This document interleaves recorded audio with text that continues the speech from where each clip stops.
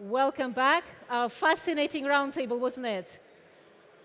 With the rise of autonomous driving and shared mobility, today's car makers need to find ways to redesign their business models to satisfy the demands of the new digital citizen. RideSharing enables this by offering a white label solution, multi-service platform for car sharing, ride sharing, car rental, and fixed route services. It serves 15 customers, including BMW, UC Berkeley, 3M, and Armin, who is coming on stage in a minute, is a general manager of RideSharing Europe, Middle East, and Africa. He has a very strong technology background based in Munich, Germany. He leads the development of partnerships for autonomous and new mobility. His professional journey includes leadership roles with companies like Compaq, Nokia, Descartes, and NGG, very big mapping players. So join me welcoming Armin, who will talk about car sharing and ride sharing, many services, one fleet, and other ways to increase utilization. Welcome, Armin. Thank you.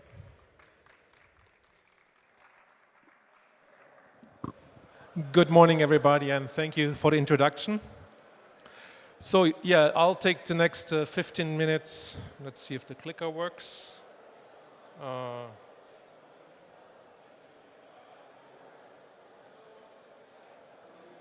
No.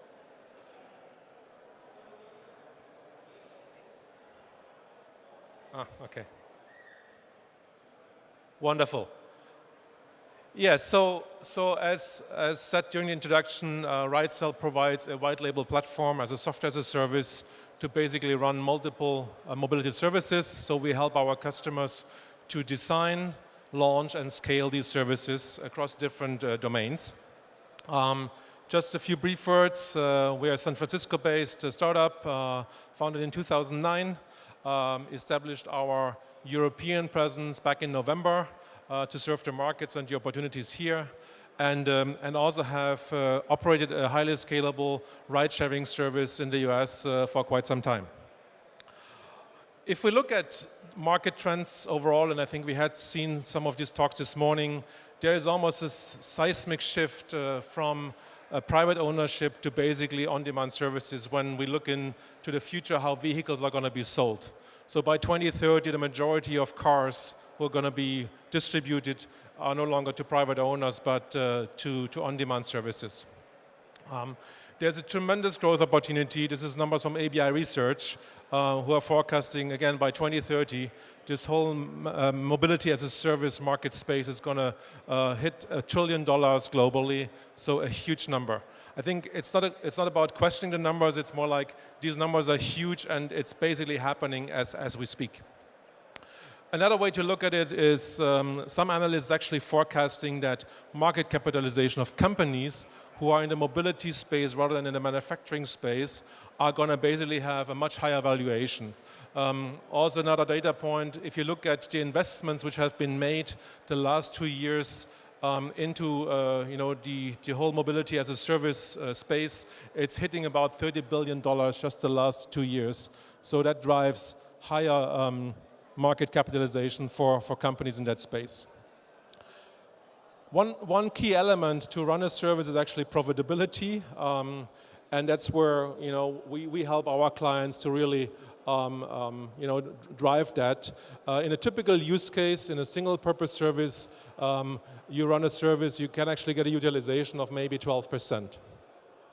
If you kind of try to enable a higher utilization, there's actually 4 elements to that. It's optimizing supply and demand through some machine learning algorithms. It's providing operational efficiencies, so automatic processes, predictive maintenance is key. But really what makes a big difference is once you enable a fleet to actually provide multiple services at a given time, meaning during daytime you may do a free-floating car sharing service, and in the evenings you may actually repurpose that fleet for ride sharing. So that really drives utilization. And then in the longer term, if you actually can have some cross-networks effects where you, with partnerships with other services, that gives you a final boost in the utilization. Multiple services, what does that mean? So basically, it's traditional free-floating car sharing, station-based or residential car sharing, peer-to-peer, as we discussed earlier in the panel, counterless car rentals, and eventually also, into a fully autonomous world. Whereas the ride sharing basically is a cornerstone to actually get into the autonomous scenario. So enabling these different services from one platform really is helping customers to basically accelerate on profitability and revenues. Just some high-level numbers. If you look at a rather large fleet, in this case probably with 4,000 vehicles, at a 15% utilization, we see a revenue potential for customers in the range of 160 million. If you double that utilization, obviously you double the revenue, but actually your incremental cost by just increasing utilization is going to be much lower than just putting more vehicles in the market. So again, driving utilization is key for running a profitable business. A bit in more detail, so when we typically engage with our clients in the traditional way, you basically see after about 2.5 to 3 years, you see that a service gets into the break-even point, but then very quickly in year 4 or 5, it basically levels off at a 15% utilization. And for a single purpose service, it's very hard to actually go beyond that number. The moment you launch multiple services, you actually can accelerate on 2 dimensions, basically on your break-even timeline, but also on your revenue potential. So basically, you might be able to be at break-even in 18 months versus 30 months. Your revenue potential doubles. And again, you basically enable multiple services to your customers. I think one of the panelists earlier also said, you need to give customers choice. And I think having a service which actually enables these different use cases is actually helping customers to actually drive that adoption. We have a pretty prominent example in the US with BMW. They're actually the first customer who actually has launched multiple services running from the same fleet. So they have deployed station-based services, they have deployed ride-sharing services, and again, utilizing one set of vehicles which you repurpose at a given point in time to those different services.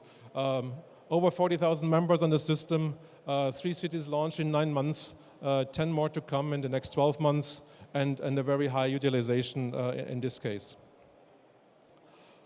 From an end user point of view, you basically get the experience also exposed to your smartphone through an application. So at the given time, the end user chooses which service you want to use. Maybe right now I want to just take a car going from A to B for a business meeting, but tonight, later on, when I'm going partying, I'd rather hail a ride and actually use the ride-hailing service through the same platform. It's a fully white label solution. So apps and at the back end is all customizable for the customer's needs. And it's really a full ecosystem. It's just not the application, which obviously is key from an end user point of view, but what we do provide is a fully featured end-to-end ecosystem that starts from onboarding customers, drivers, and riders, payments, driver license verifications. So we provide the whole ecosystem to our customers on a white label basis. If you look at the whole ecosystem, if you run a service, there's the technology part where we kind of focus on, again, onboarding, diagnostics, analytics. Those are all key elements to efficiently operate a service. And then we provide interfaces for our customers into other services like insurance, fleet management, hardware integration. We are hardware agnostic, so we can integrate into different hardware solutions from a telematics management point of view.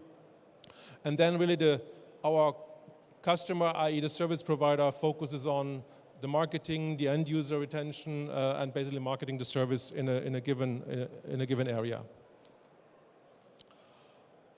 So really, we partner to basically define and build the service. scale revenue fast rather than cost, so to get to profitability rather quick, and then be prepared for the longer kind of journey when eventually we all at some point in 15, 20 years are going to enjoy much more an autonomous sort of use case as we move forward. And again, that goes into sort of the overall trend. So when vehicle ownership is going to transition into car sharing and then eventually ride sharing. So really as a using transportation or mobility as a service, no longer as an asset. Today driven, tomorrow basically self-driving, and combining, I think, the expertise of both worlds, i.e. the car sharing and ride sharing, is an interesting path forward to enable our customers to have services at a highly scalable way in the future. Yeah, so we are kind of ready to partner. The market actually is transitioning in that direction quite aggressively. And just a sneak preview, we also just in March, we announced a new partnership with Auro. Auro is a autonomous vehicle manufacturer who does more kind of campus-like transportations. So they partnered with us to basically manage this service, the supply and demand, the end user interaction. So this is one of our first autonomous partnerships we have announced moving forward.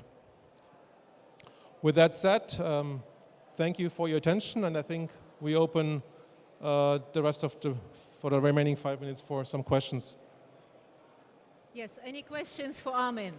Thank you very much. That was very insightful and I think fascinating, coming from the automotive industry, to see how the paradigm is shifting, how we're going away from the 5, 7, 9 year cycles to being able to launch services in a matter of months.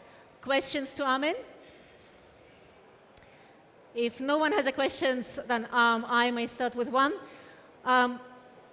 It is for a big automaker, the first step is always, or for any one of us, the first step towards the change is almost where we need the biggest courage and where there's the biggest barrier. Is there, from your experience, is there one use case or one service that you say, if you're not sure whether it will work or how it will work, if you don't know how to enter the territory, start with this? Would you say, is ride-sharing the easiest one to embrace from the organizational perspective as well? Well, ride-sharing is certainly a simpler use case from a technical implementation point of view. For the car sharing, you need in-car technology, you need integration. I mean, in case of BMW, our system is actually completely integrated into the connected drive infrastructure at BMW. So there's more integration work. In the ride-sharing environment, you have much more like there's a driver app and there's a rider app. So you just communicate with the driver. So launching such a service is actually more quick and easier to implement. Okay, thank you very much. Any questions from the audience? No, thank you. Armin, thank you very much. Fantastic session. Thank you.